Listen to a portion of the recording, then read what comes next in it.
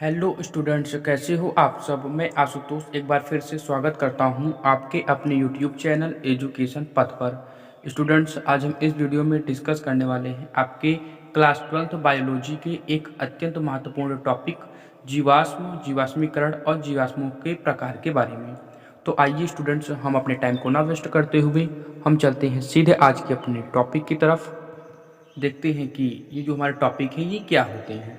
तो देखो स्टूडेंट्स, सबसे पहले इस वीडियो में हम समझेंगे जीवाश्म यानी कि फॉसिल्स के बारे में। तो देखो स्टूडेंट्स, जीवाश्म जो होता है इसको हम इंग्लिश में फॉसिल्स बोलते हैं। अब देखो जीवाश्म में क्या है, विभिन्न प्राचीन जीवों के अवशेष हमें भूपटल की चट्टानों में परिरक्षित या रिजर्व्ड मिलते हैं। कहने का मतलब स्टूडेंट्स, विभिन्न प्रकार के जो प्राचीन जीव हैं, पुराने ज़माने के जीव जिसको आज हम नहीं देख सकते, जो विलुप्त हो चुके हैं, या फिर बहुत पुराने ज़माने की जो मतलब पुराने जीवों की हम बात कर रहे हैं, उनके अवशेष, ठीक है, उनका जो बचा हुआ पार्ट होता है शरीर का, या कुछ भी आप बोल सकते हो, अवशेष हमें भूपटल या फिर यानी कि जमीन के अंदर की चट्टानों में परिरक्षित यानी कि सुरक्षित मिलते हैं। इन्हें जीवाश्म या फिर फॉसिल्स कहते हैं। ठीक है स्टूडेंट्स, कहने का मतलब फिर से समझो कि विभिन्न प्रकार के प्राचीन जीवों के अवशेष हमें जमीन की जो चट्टानें होती उनके अंदर सुरक्षित मिलते हैं, जिसे हम जीवाश्म या फॉसिल्स कहते हैं। ठीक है स्टूडेंट्स, आगे देखो, जीवाश्म के अध्ययन संबंधी विज्ञान पूरा जीवी विज्ञान कहलाता है। ठीक है, मतलब कि जीवाश्म का अध्ययन संबंधी जो विज्ञान होता है आपका पूरा जीवी विज्ञान कहलाता है।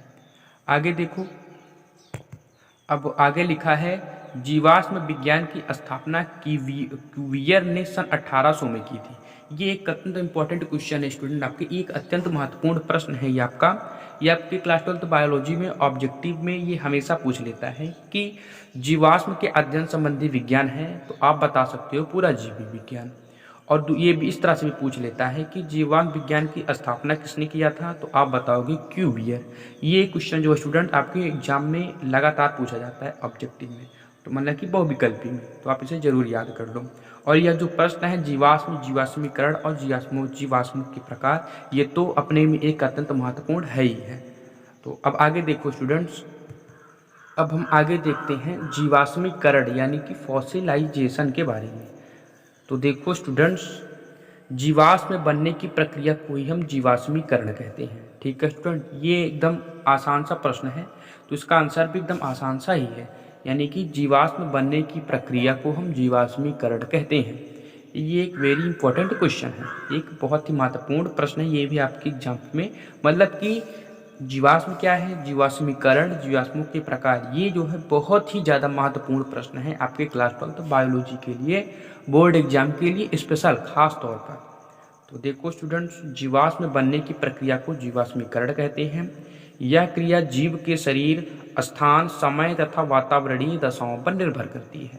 ठीक है स्टूडेंट्स, तो आई होप आपको जीवाश्म क्या है और जीवाश्मीकरण ये सभी आपको अच्छे से समझ में आ गया होगा। अब हम आगे देखते हैं जीवाश्मों के प्रकार यानी कि टाइप ऑफ फॉसिल्स के बारे में।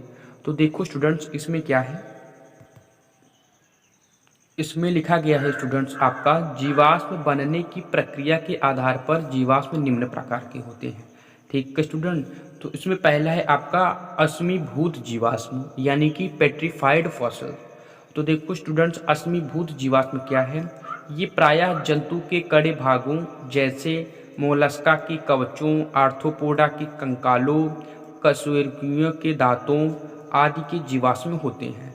ठीक है स्टूडेंट्स, आगे है इसमें, आगे देखो, मृत्यु के पश्चात पादप या जंतु के शरीर का कोमल भाग तो सड़कर समाप्त हो जाता है, परंतु कड़ा भाग समुद्र की तलहटी में दब जाता है। इस प्रकार निर्मित जीवाश्म को अश्मीभूत जीवाश्म कहते हैं। ठीक है स्टूडेंट्स, ध्यान से समझो अश्मीभूत जीवाश्म क्या है। ये प्रायः जंतु जो शरीर होता है उनके शरीर के कड़े भाग होते हैं। जैसे आप बोल सकते हो मोलस्का के कवच, मोलस्का में आपके कवच होते हैं ना, मोलस्का के जो जीव होते हैं। उसके बाद आर्थ्रोपोडा के जो आपके जीव जंतु होते हैं उनके कंकालों में, कशेरुकियों के दांतों आदि के जीवाश्म होते हैं। उसके बाद आगे इसमें फिर से आप देख लो, मृत्यु के पश्चात पादप या जंतु के शरीर का जो कोमल भाग होता है वो सड़कर तो समाप्त हो जाता है, परंतु जो कड़ा भाग होता है स्टूडेंट्स वो समुद्र की तलहटी में दब जाता है, और ये क्या होता है, उसी में सुरक्षित रहते हैं। परिरक्षित रहते हैं। ठीक है स्टूडेंट, तो इस तरह से जो आपका जीवाश्म बनता है इसे हम अश्मीभूत जीवाश्म या फिर पेट्रीफाइड फॉसिल कहते हैं। तो आई होप स्टूडेंट कि ये जो आपका अश्मीभूत जीवाश्म है ये आपको अच्छे से समझ में आ गया होगा। अब हम आगे अगला प्रकार देखते हैं। अब स्टूडेंट्स इसमें अगला है आपका अपरिवर्तित जीवाश्म यानी कि अनअल्टर्ड फॉसिल। तो देखो स्टूडेंट्स ये क्या होते हैं, ये जीवों के संपूर्ण शरीर होते हैं।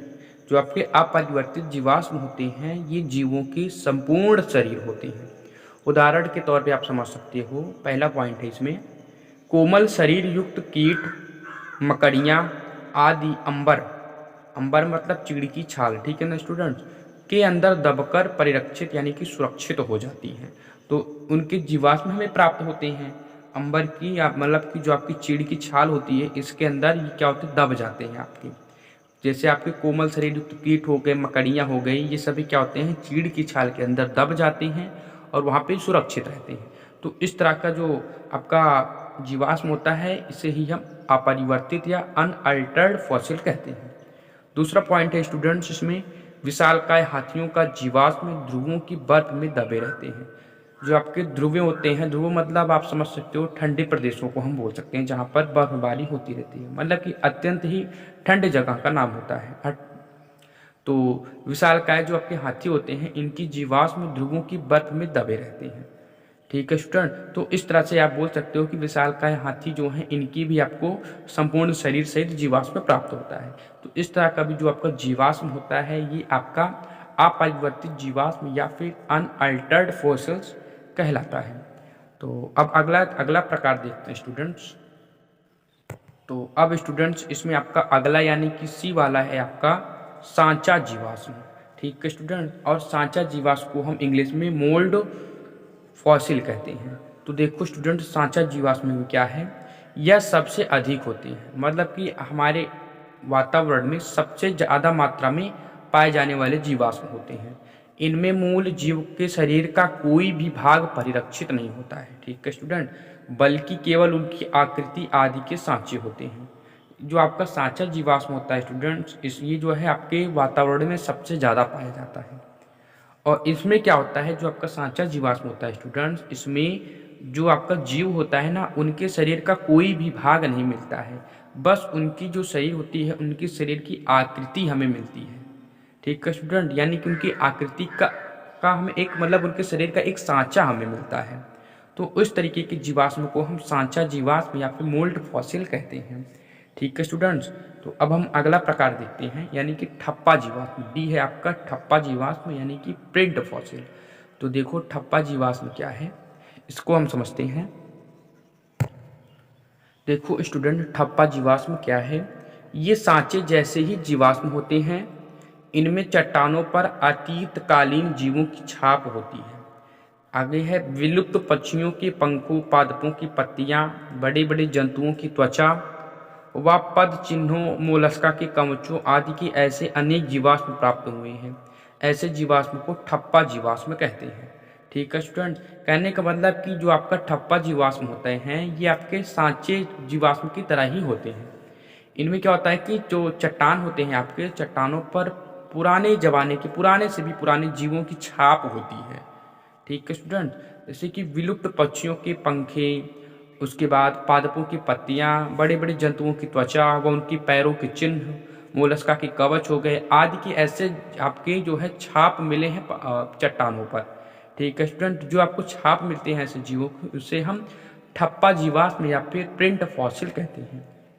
तो आई होप स्टूडेंट्स आपको जीवाश्म क्या है, जीवाश्मीकरण क्या है और जीवाश्म की प्रकार, ये सभी आपको अच्छे से समझ में आ गया होगा। तो अब स्टूडेंट्स, अगर आपको हमारी वीडियो पसंद आई है, अगर आपको हमारी वीडियो से समझ में आया है तो आप हमारी वीडियो को लाइक करें और हमारे यूट्यूब चैनल एजुकेशन पथ को भी सब्सक्राइब करें और वीडियो को अपने दोस्तों के साथ ज़्यादा से ज़्यादा शेयर करें ताकि वो भी इस वीडियो को देख के अपनी पढ़ाई को ईजी और कंटिन्यू बना सकें। तो तब तक के लिए बाय स्टूडेंट्स, मिलते हैं नेक्स्ट वीडियो में ऐसे ही एक नए अत्यंत महत्वपूर्ण टॉपिक के साथ।